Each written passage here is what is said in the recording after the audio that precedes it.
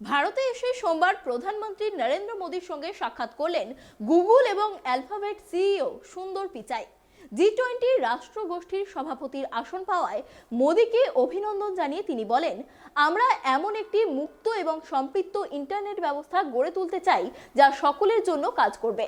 মোদীর সঙ্গে বৈঠকের কথা জানিয়ে টুইটও করেন খড়গপুর আইআইটির প্রাক্তনী সুন্দর পিচাই।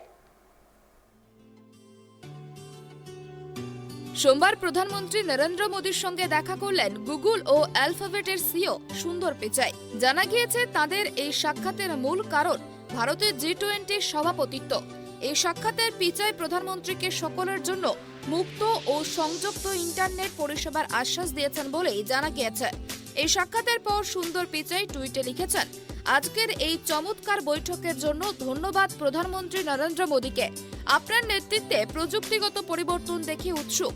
আমাদের দৃঢ় অংশীদারিত্ব অব্যাহত রাখার এবং ভারতের জি-20 সভাপতিত্বকে সমর্থন করার উদ্দেশ্যে সকলের জন্য উন্মুক্ত ও সংযুক্ত ইন্টারনেট পরিষেবা বাড়ানোর জন্য উদ্গ্রীব হয়ে আছি। প্রসঙ্গত, ভারতীয় বংশোদ্ভূত Google CEO Google for India অনুষ্ঠানে অংশগ্রহণ করার জন্য দেশে এসেছিলেন। সেই অনুষ্ঠানে সংস্থা স্টার্ট অ্যাপের দিকে ফোকাস করেছে। $300 মিলিয়ন মধ্যে 1/4 কোনো মহিলা চালিত স্টার্ট অ্যাপে বিনিয়োগ করবে গুগল। এদিকে তিনি টুইটে মোদীর সাক্ষাৎকার সম্বন্ধে আরও লিখেছেন, আপনার সঙ্গে দেখা করে খুব ভালো লেগেছে। উদ্ভাবন, প্রযুক্তি ও আরও অনেক কিছু নিয়ে আলোচনা করতে পেরে আনন্দিত। মানব বিকাশ এবং উন্নয়নের জন্য প্রযুক্তিকে কাজে লাগানোর জন্য সমগ্র বিশ্বের একসঙ্গে কাজ চালিয়ে যাওয়া গুরুত্বপূর্ণ। তিনি আরও লিখেছেন, যে স্কেলে ও প্রযুক্তিগত নেতৃত্ব দানের ক্ষেত্রে ভারত যে জায়গা নেবে সে কথা মাথায় রেখেই ভারসাম্য বজায় রাখা, মানুষের সুরক্ষার কথা ভাবা নিশ্চিত করা গুরুত্বপূর্ণ। And it's so touching the lives of people around the world. To me, it makes sense that tech needs responsible regulation.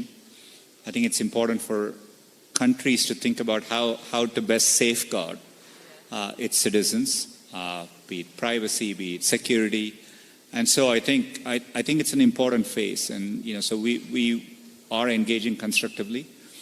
I think India has a leadership role to play here. Again, given the scale and the technology leadership it will have, and it's important to make sure you're balancing, and putting in safeguards for people. You're creating innovative framework so that companies can innovate, on top of a certainty in the legal framework. So I think it's an important moment in time. But through it all, hopefully India can also be a voice for. India will also be a big export economy, will benefit from a open and connected internet, and I think getting that balance right, I think will be important. প্রসঙ্গত, গত মাসে ইন্দোনেশিয়াতে আগামী 1 বছরের জন্য জি-20 সভাপতিত্ব গ্রহণ করেছে ভারত। আর এই মর্মে আগামী 1 বছর দেশের বিভিন্ন প্রান্তে মোট 200টি বৈঠকের আয়োজন করা হবে। 2023 সালের সেপ্টেম্বরে দিল্লিতে জি-20 সামিটের আয়োজন করা হবে। Bureau report, tribe TV.